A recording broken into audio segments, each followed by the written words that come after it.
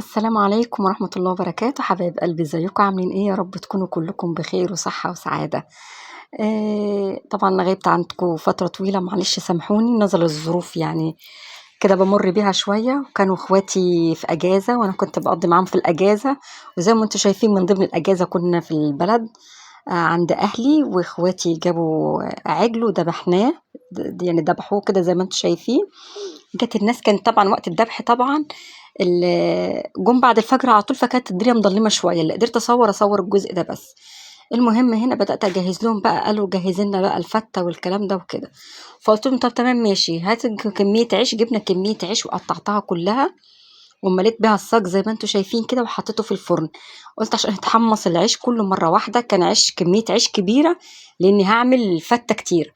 وهنا أختي كانت علّقت على اللحمة خلاص، بسم الله ما شاء الله، كنا معلّقين على حلتين لحمة، يعني كانت حلة والحلة التانية أهو زي ما أنتم شايفين. التصوير معلش، التصوير كنت باصوّر بإيد واحدة، فأنا اللي كنت باصوّر، ما كانش معايا الstand لإني أنا عند ماما، فما فيش الstand بتاع التصوير، فأنا ماسكة التليفون وباصوّر بيه.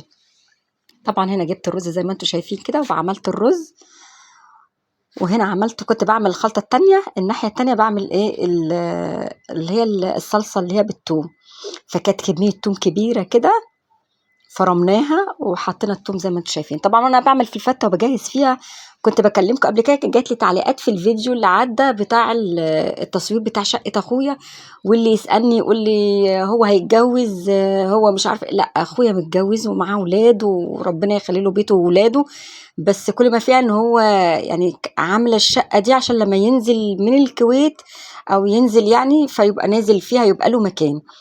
فقال لي افرشيها وكده، فأنا فرشتها له وضبّطتها له بحيث إن هو ييجي بعد كده يستقر فيها، لو حَب يستقر يعني في القاهرة ييجي يستقر فيها، فهو عمل له مكان يعني بمعنى أصح. ده بالنسبة للأسئلة اللي جات لي في التعليقات على الفيديو اللي عدّى. تمام. طبعًا هنا حمّرت التوم زي ما أنتم شايفين كده، وحطينا عليه الطماطم، كانت كمية طماطم برضه حلوة كده عشان بقى أعمل لهم الفتة. في اليوم ده كانوا طالبين بقى فتة بس كده، إحنا مش عايزين أي حاجة تانية، طبعًا كمية طماطم كتيرة زي ما أنتم شايفين، كناش محتاجين حاجة تانية غير إن إحنا بس هنسلق لحمة والفتة.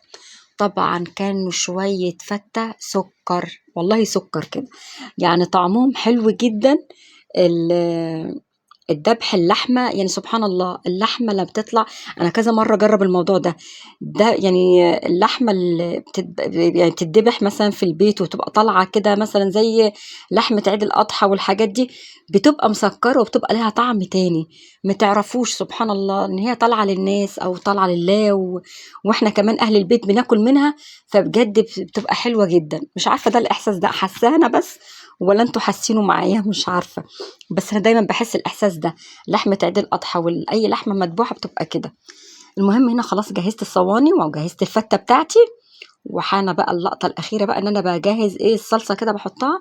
حمّرت كمية لحمة كتيرة ما شاء الله، واخواتي كانوا موجودين، وأهم حاجة كانت اللمة في اليوم ده، إن أنا واخواتي ملمومين، دي حاجة حلوة جدًا. يا رب الفيديو بتاعي يكون عجبكم، وما تنسوش في اللايك وشير، شكرًا ليكم والسلام عليكم ورحمة